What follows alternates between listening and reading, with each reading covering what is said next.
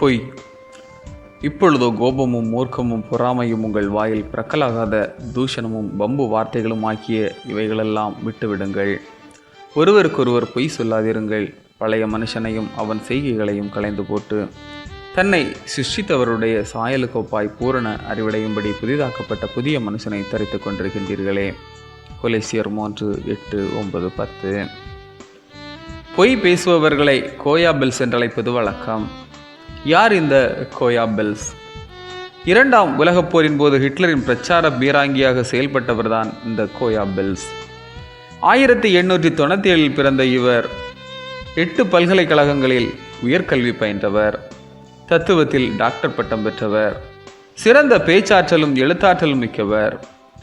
1929 இவர் ஹிட்லரின் அமைச்சரவையில் தொடர்புத்துறை மந்திரியானார். உலகப் போரின் போது புது புது உத்திகளை கையாண்டு ஹிட்லரின் பெயரை உலகம் முழுவதும் பரவச் செய்தார். போரில் ஹிட்லர் தோல்வியை சந்தித்த போதும் அவர் வெற்றி பெற்று வருவதாக பொய் பிரச்சாரம் செய்தார்.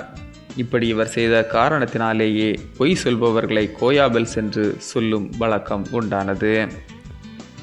இன்றைய உலகமானது உண்மை பேசுபவர்களை விட பொய் பேசுபவர்களுக்கு அதிக முக்கியத்துவம் கொடுக்கின்றது. பொய்யை எளிதில் நம்புகிறது. உண்மை ஊனமுற்ற இச்சமூகத்தில் பொய் சொல்லும் வாய்க்கே போசனம் கிடைக்கும் என்று பறைசாற்றுகிறது. ஆனால் விவிலியம் நம்மை உண்மை உரைக்க அழைப்பு கொடுக்கிறது.